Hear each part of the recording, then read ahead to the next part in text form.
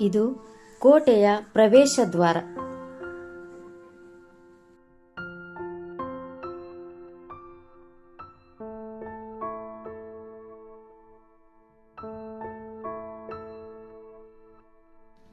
ಇದು ಕೋಟೆಯನ್ನ ಪ್ರವೇಶ ಮಾಡುತ್ತಿದ್ದಂತೆ ಮೊದಲಿಗೆ ಕಂಡುಬರುವಂತಹ ಹೇಮಗುಡ್ಡದ ದುರ್ಗಾದೇವಿ ದೇವಾಲಯ.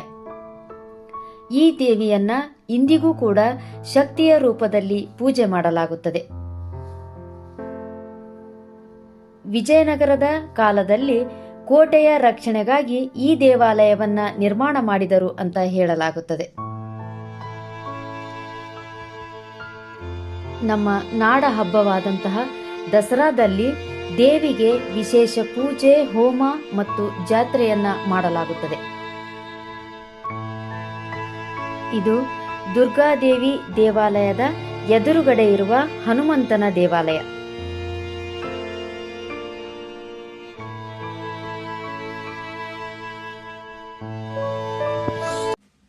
ಸ್ನೇಹಿತರೆ, ಇದು ಗಂಗಾವತಿ ತಾಲೂಕಿನ ಹೇಮಗುಡ್ಡದ ಕೋಟೆ.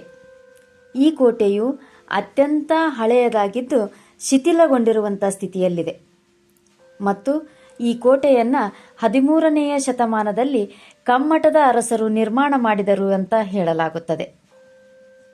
ನಂತರದ ದಿನಮಾನದಲ್ಲಿ ಕನಕಗಿರಿಯ ಪಾಳೆಗಾರನಾದಂತಹ ಉಡುಚಪ್ಪ ನಾಯಕನು 16ನೆಯ ಶತಮಾನದಲ್ಲಿ ತನ್ನ ಅಧೀನಕ್ಕೆ ತೆಗೆದುಕೊಂಡು ಕೋಟೆಯನ್ನ ಭದ್ರಪಡಿಸಿದ ಅಂತ ಹೇಳಲಾಗುತ್ತದೆ. ಹೇಮಗುಡ್ಡದ ಈ ಕೋಟೆ ಕನಕಗಿರಿಯ ಇತಿಹಾಸದಲ್ಲಿ ರೋಚಕವಾದಂತಹ ಪಾತ್ರವನ್ನು ವಹಿಸುತ್ತದೆ. ಸುರಪುರದ ದೊರೆ ಪೀತಾಂಬರಿ ಬಹರಿ ಪಿಡ್ಡನಾಯಕನನ್ನ ಸೆರೆ ಹಿಡಿಯಲು ಮೊಘಲ್ ಸಾಮ್ರಾಟನಾದಂತಹ ಔರಂಗಜೇಬನು ಬೆನ್ನತ್ತಿದಾಗ ಕನಕಗಿರಿಯ ಇಮ್ಮಡಿ ಉಡುಚಪ್ಪ ನಾಯಕನು ಬಹರಿ ಪಿಡ್ಡನಾಯಕನನ್ನ ಇದೇ ಕೋಟೆಯಲ್ಲಿ ಅಡಗಿಸಿಟ್ಟು ರಕ್ಷಣೆ ನೀಡಿರುತ್ತಾನೆ ಅಂತ ಇತಿಹಾಸ ಹೇಳುತ್ತದೆ. ಕ್ರಿಸ್ತಶಕ 1833ರಲ್ಲಿ ಇಲ್ಲಿಯೇ ನಡೆದಂತ ಯುದ್ಧದಲ್ಲಿ ಕನಕಗಿರಿಯ ಹಿರೇನಾಯಕ ಹೈದರಾಬಾದಿನ ನಿಜಾಮನ ಪರವಾಗಿ ಬಂದಿದ್ದ ಸುರಪುರದ ಪಾಮನಾಯಕನಿಂದ ಸೋತು ಹತನಾಗುತ್ತಾನೆ. ಅಲ್ಲಿಗೆ ಕನಕಗಿರಿಯಲ್ಲಿ ನಾಯಕ ಅರಸರ ಆಳ್ವಿಕೆ ಕೊನೆಗೊಳ್ಳುತ್ತದೆ. ಈ ಕೋಟೆಗೆ ಮೊದಲಿಗೆ ಎಮ್ಮಿಗುಡ್ಡ ಕೋಟೆ ಎಂಬ ಹೆಸರಿತ್ತು. ಕೋಟೆಯನ್ನ ಕಟ್ಟಲು ಆಯ್ಕೆ ಮಾಡಿರುವಂತಹ ಸ್ಥಳ ಉತ್ತರ, ದಕ್ಷಿಣ ಮತ್ತು ಪೂರ್ವ ದಿಕ್ಕುಗಳಲ್ಲಿ ಬೆಟ್ಟದಿಂದ ಸುತ್ತುವರೆದಿರುವುದರಿಂದ ಪೂರ್ವ ದಿಕ್ಕಿನಲ್ಲಿ ಅರೆ ವೃತ್ತಾಕಾರದಲ್ಲಿ ಈ ಕೋಟೆಯನ್ನ ನಿರ್ಮಾಣ ಮಾಡಲಾಗಿದೆ. ಕೋಟೆಗೆ 6 ವೃತ್ತಾಕಾರದ ಕೊತ್ತಳಗಳಿವೆ.